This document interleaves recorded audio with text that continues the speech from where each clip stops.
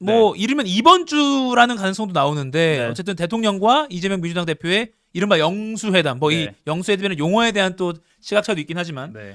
영수회담 얘기가 또 짚어보죠. 맞습니다. 이 지난주에 윤석열 대통령이 이재명 대표와 전화 통화를 한 사실을 이제 공식적인 브리핑을 통해서 이제 양측의 브리핑을 통해서 알려줬죠. 예. 그러니까 이번 주 적당한 시기에 용산에서 만나자라고 제안을 했고 이재명 대표가 이제 흔쾌히 뭐 그럽시다라고 이제 정했는데 네. 아직 구체적인 날짜는 정해지지 않았습니다. 하지만 예. 이번 주라고 이제 명시했기 때문에 이번 주 중에는 이제 뭐 진행이 될 예정이고요. 네. 이제 그 일정하고 함께 이제 사실 대통령과 야당 대표가 만나는데 아무런 의제 없이 그냥 단순히 앉아서 뭐 사실 차 마시자고 만나는 자리는 아닐 거잖아요. 예. 뭔가 만났으면 뭐 합의, 협의 뭐 이런 얘기를 했고 요런 건 협의했습니다라고 이제 국민들한테 공개하는 게 있어야 될 텐데 이거는 사실 사전에 미리 조율을 하잖아요. 예. 이제 당장 뭐 둘이 만나서 뭐 바닥에서부터 이제 모든 안건들을 논의하는 게 아니라 일단은 다 이제 작업이 이루어져 놓고 그렇죠. 그 실무진끼리. 이후에 사실 이제 대통령은 뭐 사실 대통령과 야당 대표는 그냥 그거에 대해서 포괄적인 좀 총괄적인 내용만 이제 얘기를 하고 오케이 합시다 뭐 이렇게 이제 발표를 하거나 아니면 뭐 그 이후에 이제 어떤 논의를 했는지 과정을 공개하는 과정일 텐데 네. 일단 민주당 입장에서는 요 의제를 꼭 넣고 싶어 합니다. 이 전 국민에게 이제 1인당 25만 원을 지급하는 민생 회복 지원금 예. 요걸 이제 의제에 넣어야 한다는 입장인데 앞서 윤 대통령과 통화를 한 이재명 대표가 이런 얘기를 했어요. 이 전 국민 재난지원금 문제 주로 이야기해야 한다라고 했고 또 어제 민주당 조정식 전 사무총장도 조만간 영수회담 태스크포스 꾸려야 할 거다. 이 전 국민 1인당 25만 원 지급을 위한 추경 편성 의제는 꼭 넣어야 한다. 이런 입장 밝혔습니다. 네, 지금 동아일보 그래픽 보여드리고 있습니다. 저희 뉴스들과 로고 때문에 안 보이는데 출처는 동아일보고요.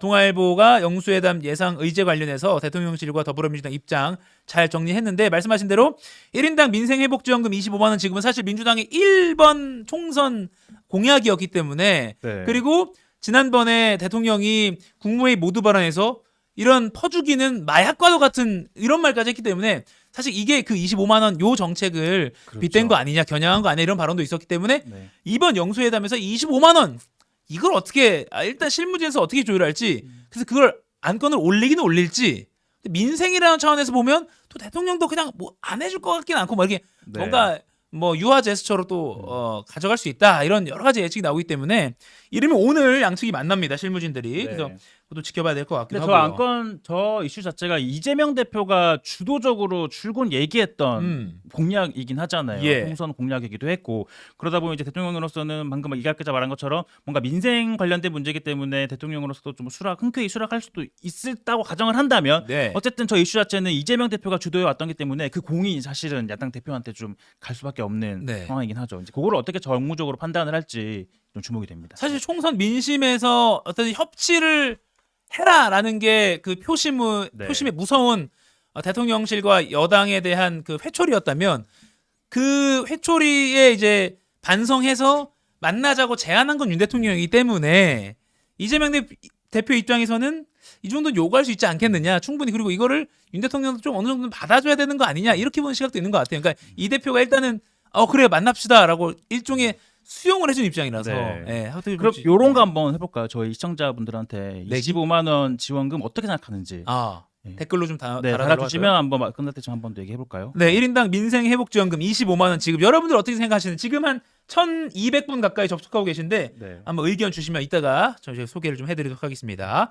자 그리고 또 여기 표 밑에도 나오는데 사실 국민의힘 입장에서 좀 껄끄러워하는 그런 법안들도 의제에 예상되고 있죠. 근데 당장 뭐 그 해병 차상병 특검법 그리고 뭐 이태원 특별법 전세 사기 특별법 등도 의제에 넣어야 한다는 게 이제 민주당의 입장입니다. 예. 앞서 이재명 대표는 요 해당 법안들을 21대 국회지 임기 한 달 정도 남았는데 이 국회가 반드시 매듭지어야 된다라고 했습니다. 특히 이 중에서 이태원 특별법 같은 경우에는 윤석열 대통령이 이미 한 차례 거부권을 행사해서 네. 국회에서 재투표를 앞두고 있는데요. 요건 이제 국민의힘 측에서 일부 동의가 있어야지 재의결이 가능한 상황이잖아요. 그렇기 때문에 이제 여당에서도 어떤 좀 전향적인 입장을 보일지도 좀 관심이 모아지고 있는 부분이고요. 예. 이 최상병 특검법의 경우에는 사실 이 특검법 내용상 대통령실도 수사 대상이 될 수 있기 때문에 대통령실에서 이 민주당과의 회담 의제 과연 뭐 어느 정도까지 조율이 가능할지는 좀 지켜봐야 할 것으로 보입니다. 네. 그리고 이제 아직 후임 총리 후보자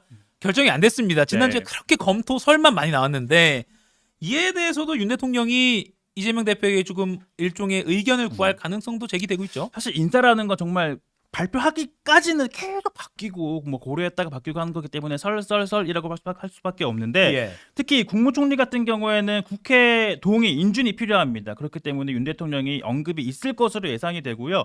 그래야지 추후에 이제 인선을 할 때 우리 야당의 의견을 구했습니다라고 이제 명분이 좀 마련할 수 있을 것으로 보이고요.